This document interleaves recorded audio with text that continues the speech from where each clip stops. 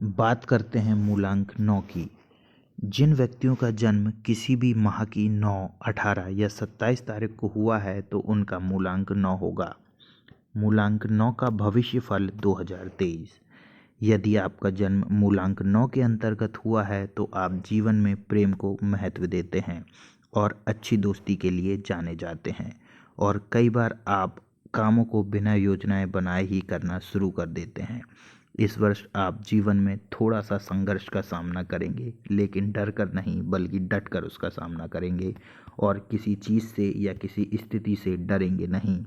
आप अपने जीवन में चल रही समस्याओं का समाधान खोजते रहेंगे और आपकी कुशल नेतृत्व क्षमता आपको लोगों में अच्छा मान सम्मान दिलाएगी। आप इस वर्ष लोगों की बहुत मदद करेंगे, लेकिन इस वजह से खुद भी थोड़े परेशानी में रहेंगे, क्योंकि जब आप किसी की मदद करते हैं तो अपनी आर्थिक स्थिति पर ध्यान नहीं देते हैं, जिससे पारिवारिक और अन्य मामलों में आपको आर्थिक चुनौतियों का सामना करना पड़ता है। आपको अपने बजट का प्रबंधन करना चाहिए और सही तरीके से धन के सदुपयोग और आवश्यकताओं की पूर्ति पर भी ध्यान देना चाहिए। आप चुनौतियों को दूर करने में विश्वास रखते हैं और इस वर्ष भी आप ऐसा ही करेंगे। आपके पास एक से ज़्यादा चुनौतियां एक समय में उपस्थित होंगी और आप सभी पर एक साथ ध्यान लगाएंगे, और इस वजह से हो सकता है कि कुछ समस्याएं दूर ना हो पाएं और आपको कुछ परेशानी हो। आपको इससे बचने की ज़रूरत होगी। आप अपने खुद के प्रदर्शन से असंतुष्ट हो सकते हैं और आपको लगेगा कि आप इससे भी बेहतर कर सकते थे। कैरियर के दृष्टिकोण से देखें तो आप खुद को आगे बढ़कर अपना काम करेंगे और अन्य लोगों के सामने एक उदाहरण प्रस्तुत करेंगे।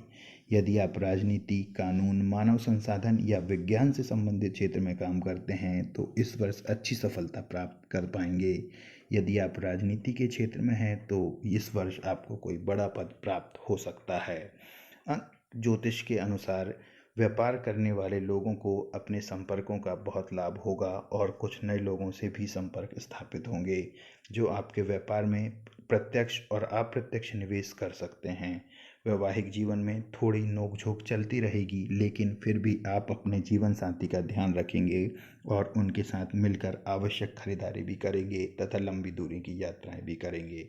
ये यात्राएं आपके रिश्ते में नई ताजगी और नएपन का समावेश करेंगी। आपको वैवाहिक जीवन में अत्यधिक भावुक और आक्रामक होने से बचना चाहिए। प्रेम संबंध के मामले में आपको ज़्यादा जिद्दी और अडिग रहने से बचना होगा और ईर्ष्या का भाव भी त्यागना होगा, तथा जिनसे आप प्रेम करते हैं उन पर पूरा विश्वास रखकर उनसे अपने मनों की व्यथा को कहेंगे तो स्थितियां पूरी तरह से ठीक हो जाएंगी।